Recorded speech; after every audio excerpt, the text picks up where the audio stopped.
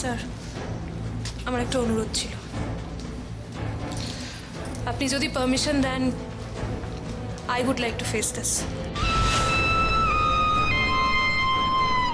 Milord, আমার learned ফ্রেন্ডের সঙ্গে আমি এই ব্যাপারে সম্পূর্ণ একমত। Yes your honour. শুধু চন্দনবাবু কেন, শাস্তি তো ময়ূক দেবরায়েরও হওয়া উচিত। ইনফ্যাক্ট শুধু ময়ূক কেন, এখানে উপস্থিত আমরা সবাই একজোট হয়ে কার জন্য যে লড়ছি সেটাই বোধহয় আমরা গুলিয়ে ফেলেছি। আপনি কি বলতে চাইছেন পরিষ্কার করে বলুন। Yes sir. ইওর অনার, আমাদের কেসটা শুরু হয়েছিল অপর্ণা দেবরায়কে কেন্দ্র করে। মহামান্য আদালত জানেন, আদালত যে হ্যান্ডরাইটিংয়ের পরীক্ষা নিয়েছিল সেটা চন্দনবাবুর হ্যান্ডরাইটিং। অন্যদিকে আইডিপিএল এ জাল ওষুধের কথা জেনে প্রথম খবর দেন সৈকত দেবরায়। ইওর অনার, নিজের স্ত্রী যদি সত্যি জড়িত থাকে এই পুরো ঘটনাটার সঙ্গে, তাহলে কি এটা সৈকতবাবুর পক্ষে করা সম্ভব? কথায় বলে পাগলেও নিজের ভালো বুঝে। সৈকতবাবু কি এইটুকু বুঝলেন না? ডেফিনেটলি বুঝেছিলেন। উনি শুধু চেয়েছিলেন যে আসল দোষী সে শাস্তি পাক, ওনার স্ত্রী বা ওনার ভাই নয়। মিলর্ড, অপর্ণা দেবরায় যে সম্পূর্ণ নির্দোষ সেটা বোধহয় প্রমাণ হয়ে গেছে। কারণ আমরা এটা জানি যে অপর্ণা দেবী সই করার পরে চন্দনবাবু নিজে হাতে ওইসব ওষুধের নাম লিখেছিলেন।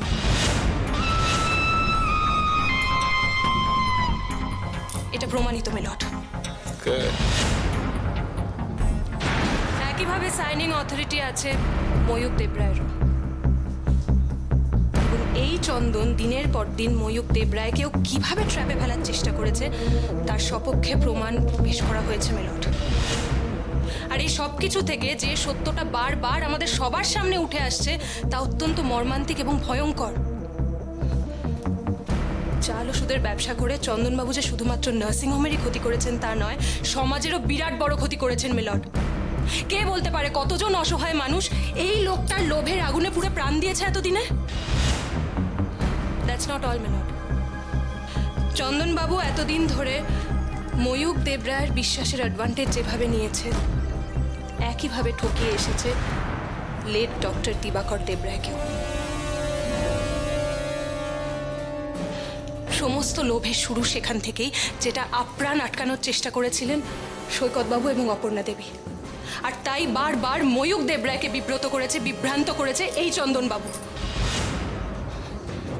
মিলর্ড, একদিকে দেবরায় বাড়ি এবং মৈত্র বাড়ির মধ্যে, আর অন্যদিকে দুই ভাইয়ের মধ্যে দ্বন্দ্ব লাগিয়ে নিজের আখের গোছাচ্ছিলেন এই চন্দনবাবু। মহামান্য আদালতের কাছে আমার একটাই অনুরোধ মিলর্ড, চন্দনবাবুর মতো মানুষকে যেন এমন শাস্তি দেওয়া হয়, এমন চরম শাস্তি দেওয়া হয় যা চিরকাল আমাদের সকলের মনে থাকবে।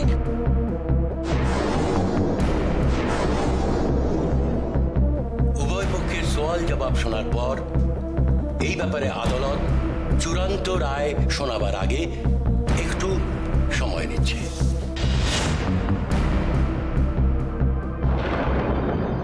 ঠাকুর, যত দুঃখ কষ্ট শুধু কি ভালো মানুষদের জন্য? কেন কেন ঠাকুর? আজ আমার কাছে তোমাকে পরীক্ষা দিতে হবে ঠাকুর। শুনেছি তুমি নাকি সত্যের সঙ্গে ন্যায়ের সঙ্গে থাকো। আজ তোমাকে সেটা প্রমাণ করতে হবে, নইলে ভাববো তুমি মিথ্যে। তুমি মিথ্যে, তুমি মিথ্যে। তুমি ওদের মঙ্গল করো। সারা জীবন যেমন ওদের হাত ধরে থেকেছো, আজও থেকো। ওদের যে আজ তোমার আশীর্বাদের বড় দরকার। কি জানে আমার ভাগ্যে আজ কি আছে? আমি কাকে ছেড়ে কার কথা ভাববো? ময়ূকের মুখটা দেখার জন্য মনটা অস্থির হয়ে উঠছে। আবার অপর্ণার কোনো অমঙ্গল হোক, আমি তো সেটাও চাই না। রক্ষা করুন গুরুদেব, রক্ষা করুন।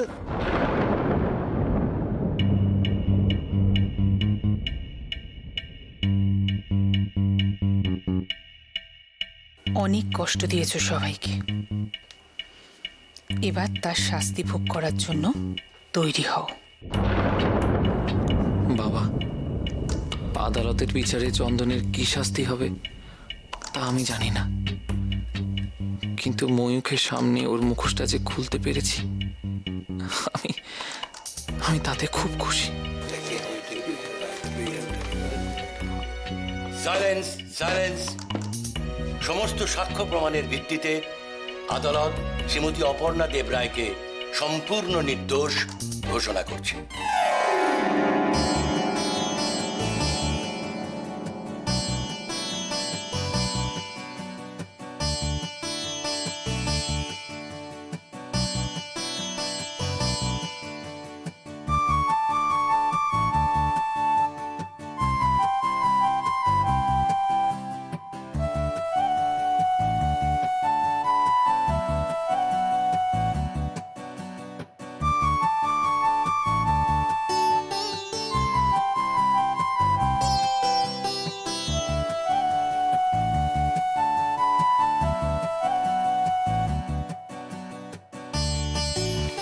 ময়ূখ,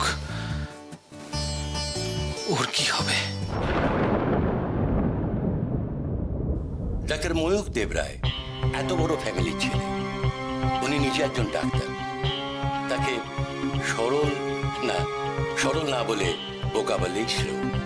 কারণ আজকালকার ছেলেমেয়েরা তাদের নিজেদের বাবা মার কথাই অগ্রাহ্য করে।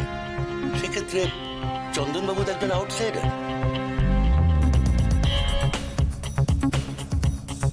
তাহলে প্রশ্ন উঠছে, চন্দন রায়চৌধুরীর কথা ময়ূখ দেব রায় শুনতেন কেন?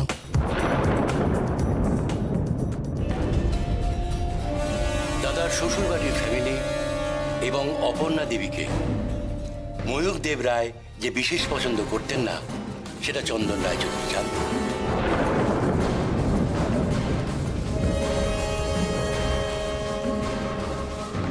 তাই খুব সহজেই সামান্য চিত্রপথে সুখের বাসরে চন্দন রায়চৌধুরী সাপ হয়ে ঢুকেছেন এবং ময়ূখ দেব রায়ের বিশ্বাস এবং ভরসার সুযোগ নিয়ে তিনি তাকে ফাঁসিয়েছেন, বোকা বানিয়েছেন।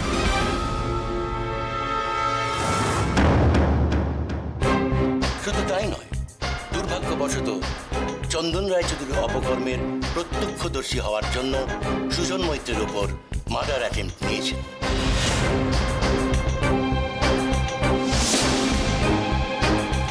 সুতরাং একটা ব্যাপার পরিষ্কার, সন্দীপ মৈত্র যে বারবার ময়ূখ দেব রায়ের নামটা গুন্ডাদের মুখে শুনেছেন, সেটা চন্দন রায়চৌধুরীর প্ল্যান করা।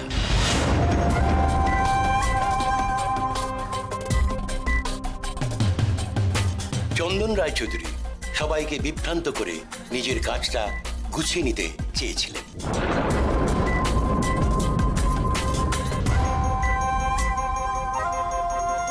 এটাকে আর কত শাস্তি দিবে? এবার ওকে ক্ষমা করে দাও। মানুষ সত্যিই তো ভুল করে। আমার সুজন, আমার সন্দীপ, ওদের যদি ক্ষমা করতে পারি, তো ওকে কেন ক্ষমা করতে পারবো না? কত ছেলে মানুষ। কি এখনো দম্ভ আছে? সমস্ত সাক্ষ্য প্রমাণের ভিত্তিতে এই আদালত ডক্টর ময়ূখ দেব রায়কে সম্পূর্ণ নির্দোষ ঘোষণা করছে।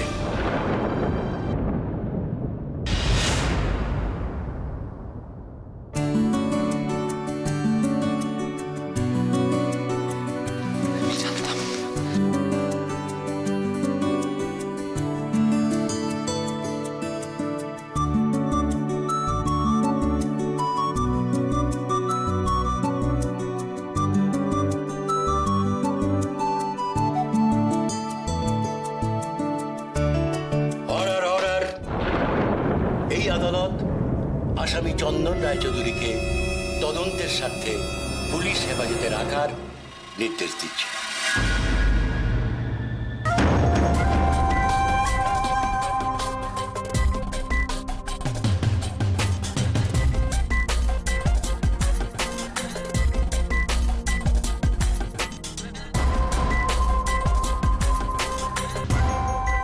চন্দন রায়চৌধুরীর বিরুদ্ধে জাল ওষুধের ব্যবসার উৎস সন্ধানে স্টেট তদন্ত করবে।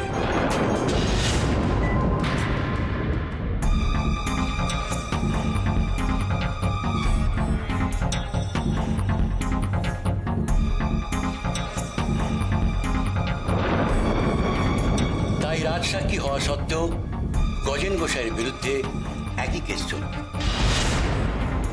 তবে গজেন গোসাইকে পুলিশি হেফাজতে থাকতে হবে না, কিন্তু কেস চলাকালে উনি শহরের বাইরে যেতে পারবেন না। ধর্মাবতার, আমি নির্দোষ, সম্পূর্ণ নির্দোষ। মাপ কসম কে বলছে আমি কিছু করিনি ধর্মাবতার। আমার ফাঁসাচ্ছে, আমি কিছু করিনি। আমি নির্দোষ ধর্মাবতার, আমি নির্দোষ। The court is adjourned for the day.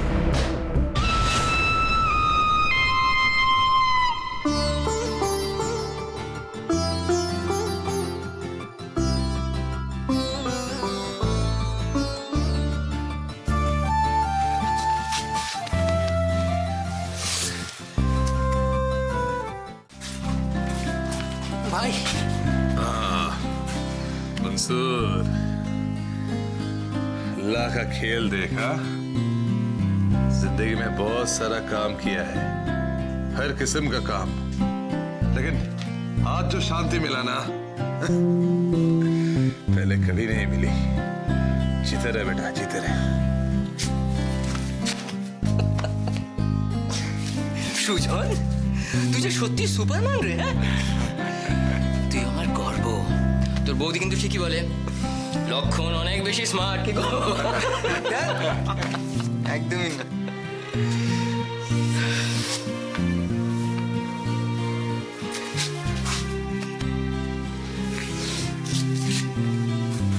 বাবা, আমি একদিন তোমাদের অনেক মিথ্যা কথা বলেছি, অকারণে শুধু শুধু তোমাদের কষ্ট দিয়েছি। পারলে আমাকে ক্ষমা করে দিও। তুই তুই এত বড় একটা যুদ্ধ জিতলি, হ্যাঁ, এত বড় একটা যুদ্ধ, এটুকু ছাড় তো করতেই হবে। কি বলিস সন্দীপ? হ্যাঁ,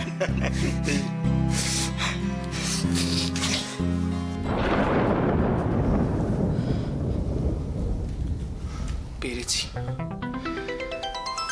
আমি পেরেছি ময়ূক,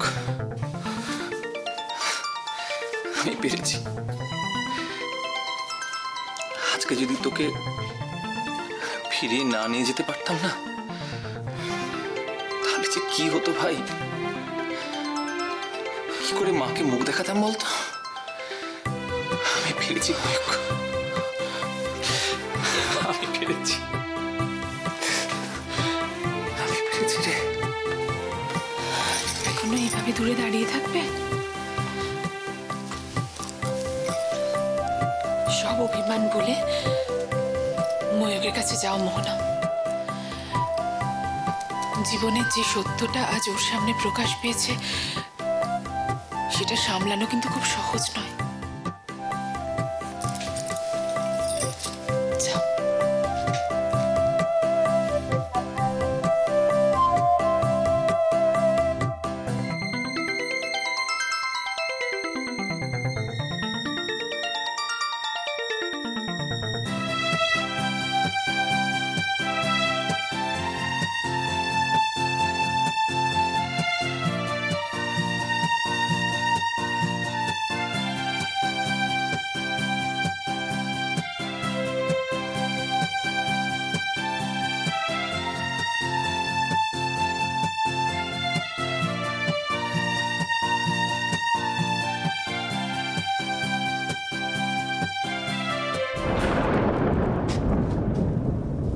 হ্যালো স্যার।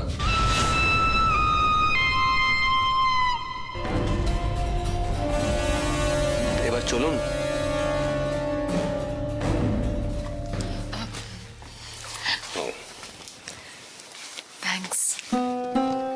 প্রভাত, না, ময়ূক যে সত্যিই ছাড়া পাবে এটা ভাবতে পারিনি। আপনি যদি সময় মতো না আসেন তাহলে তো এটা কিছুতেই সম্ভব হতো না। এরকম একটা গুরুত্বপূর্ণ বিষয় আপনার মতন একজন বুদ্ধিমতী, সেন্সিটিভ, সাহসী মেয়ে কেন চুপ করে আছে? দেখুন অপর্ণা দেবী, আমি তো খুব একটা ফর্মালিটিসে বিশ্বাস করি না। অ্যাজ এ সিনিয়র এটা আমার জুনিয়রের প্রতি কর্তব্য ছিল, সো আই ডিড। এই মানুষটাকে বিশেষ ভালোবাসি, শুধু তাই নয়, এর মতন আরো অনেকেই আছেন যারা নিজেরা রক্তাক্ত হয়েছেন কিন্তু তবু সত্যের পথ থেকে সরে দাঁড়াননি। আমি আপনাকে চিনি অর্জুন। শুষ্ক, রুক্ষ, কঠিন একটা বর্মের আড়ালে সযত্নে লুকিয়ে রাখা আপনার সুন্দর মনটাকে আমি যে দেখেছি। মিস্টার সিনহা, আমি যে আপনাকে কিভাবে ধন্যবাদ জানাবো আমি জানি না। আমার স্ত্রী, আমার ভাই, তাদের আপনি নির্দোষ প্রমাণ করেছেন। আমি চিরকৃতজ্ঞ আপনার কাছে। না, মানে দেখুন, ওনারা তো দোষী নয়, ওনারা কি আদৌ দোষী? সো আমি জাস্ট আদালতের কাছে সত্য ঘটনাগুলোকে তুলে ধরেছি। যদি কেউ কিছু করে থাকে তো শেষ মোহনা আর কি, মোহনাই সব কিছু করেছে। ওর যে অসম্ভব মনের জোর, ভালোবাসার প্রতি বিশ্বাস, এই সমস্ত কিছু ময়ূরকে এবং অপর্ণা দেবীকে বাঁচাতে সাহায্য করেছে। I didn't do anything more else. তাই না?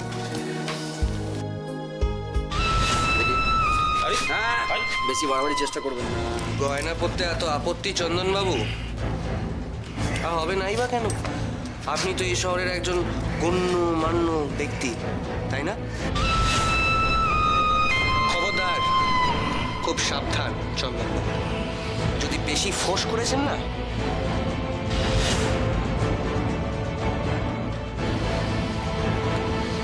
এই পাপি ভুরির জন্য তো অনেক কিছু করলেন, এবার তার মাসুল দেওয়ার। একটা কথা স্বীকার না করে পারছি না স্যার। আপনি আমার প্রেরণা স্যার, প্রেরণা। মস্কা সালা भी मस्का लगा रहे हैं। কি যে বলেন স্যার, আপনার মতো ভাই যদি নিজেকে এভাবে পাল্টে ফেলতে পারে, আর আমি তো কোন ছা না, আর না। অনেক ভেবে চিনতে ঠিক করলাম স্যার, বাকি জীবনটা বউ বাচ্চাকে নিয়েই কাটিয়ে দেবো, ব্যাস।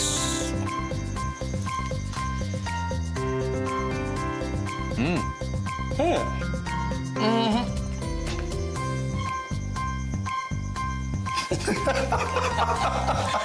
হ্যাঁ স্যার, অন্যায় থেকে যে মুক্তি পাওয়া কত কঠিন সেটা আমি জানি। এই যাত্রায় আপনার সাহায্যে বেঁচে গেলাম, আর কোনোদিনও করবো না ভাই। मैं नहीं, सब अल्लाह का देन है, जो उनका मर्जी है वही तो होगा। हाँ?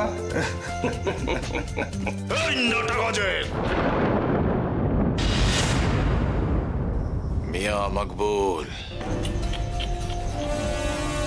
साला আমাকে লটকে দিয়ে এখন ললিপপ চুষছো।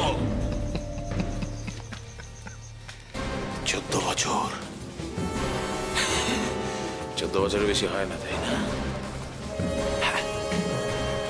14 বছর পরেও ঠিক ফিরে আসবো জেল থেকে, একটাকেও ছাড়বো না। একদম চুপ! খাঁচার ভেতর সিংহ আর খরগোশ এক সমান, দুটোই দেখার জিনিস। আর যদি বেশি বাড়াবাড়ি করেছো না, তাহলে স্ট্রেচারে করে যেতে হবে, মনে থাকে যাবে। নিয়ে যান ওকে, চলুন।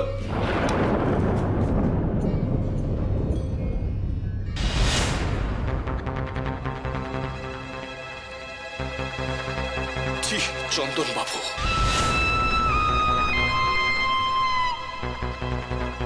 ছি।